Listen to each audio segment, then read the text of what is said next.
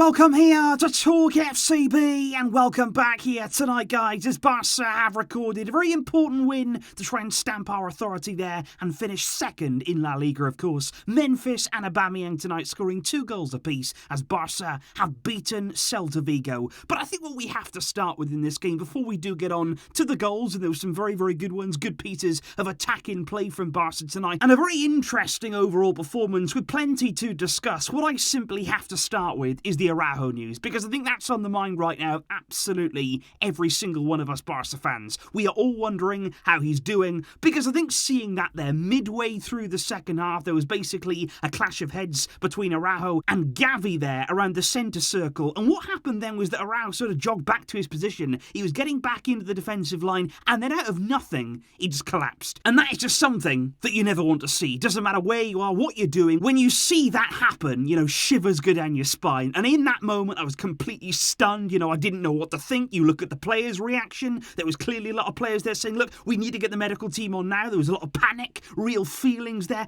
And that certainly does get you worrying. Looking on from the sidelines there, you wonder what is going to happen. You're looking for information. The ambulance comes on. They managed to load Araujo in there, which took a long, long time as well. And we're all just sitting there thinking, please be okay. We don't know exactly what's happened. We don't know what is happening, but please be fine. And what I would like to just say is that the official statement from Barça right now is that Araujo has concussion and that he's currently at the hospital. He was taken there immediately after he was taken out of the stadium in the ambulance. He went straight there to hospital. He's currently undergoing tests, but the word is that he is conscious, that he hasn't lost consciousness there. That's really important, and the signs right now are that he is going to be okay. That would be absolutely fantastic news, and we are all hoping that that is the case. And along, of course, with the medical team and all the Barcelona players and the staff and the fans who chanted for Araujo, I also want to say a big thank you to Iago Aspas, the Celta Vigo captain there, who was actually one of the first players to get to Araujo. He got him there onto his side. I think he also checked to see if he'd swallowed his tongue, and he was the one really emphasising, we need to get people on now. We need to see to this situation. He stayed with Araujo then, next to him by the ambulance. Big respect tonight for Iago Aspas.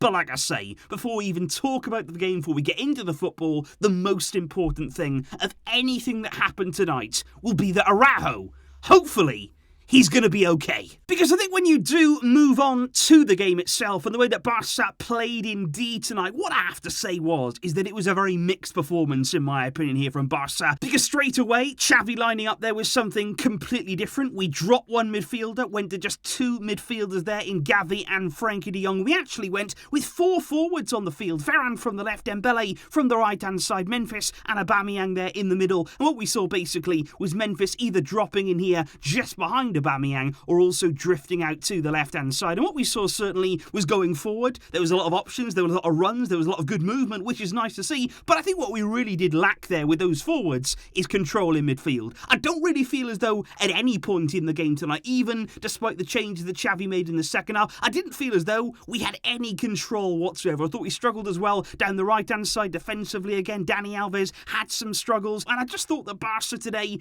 they were erratic. It was a completely new system. It was a very different system to anything we'd seen over these past weeks under Xavi. And honestly, I think when you look at the way we played, you could see that. But I do think what we certainly have to do tonight, and the one player that we have to really highlight, is Ousmane Dembélé. He was where that first goal came from. He really opened up Celta Vigo with a truly sensational solo run here. Nutmeg, he gets away then from the sliding tackle, and you know that once Dembélé gets away from his man like that, you're not catching him again. He is getting away from you and then some. Brilliant run from him, cuts it back to Memphis, who latches onto it there, arriving into a good area into the box. I thought the goalkeeper was actually going to save that one, but it does get under him. Big goal for Memphis, fantastic assist from Dembélé, and Barcelona had the lead in the game. And not too many minutes later, it was indeed 2-0, and that was actually very strange because Barca in that first half, like I say, weren't convincing. We didn't have an abundance of chances maybe like we usually would, but today we were actually clinical here. Ball in this time, down the left-hand side to Memphis, who crosses it across the box. This time it's Aubameyang and also Ferran Torres running in there, queuing up to finish this off. But what you have to say is, fantastic finish there from Aubameyang. He's got his back to goal. Goalkeeper doesn't think that finish is coming, and Aubameyang getting himself back amongst the goals tonight. That's really important here in this final stretch of the season for Barça, and it was 2-0 on the night at half-time. Before then, heading into the second half, Xavi did indeed choose to change things up a little bit. Ricky Puig, I was surprised, gotta be honest, didn't start this game, but he came off the bench there to replace Ferran Torres at half-time. And again, I question, did it really help him again to start Ferran tonight? I'm really not sure that is the way to go right now. I said before the game, bring him off the bench, bring him on when we're ahead in the game, when the spaces open up, but we keep starting him,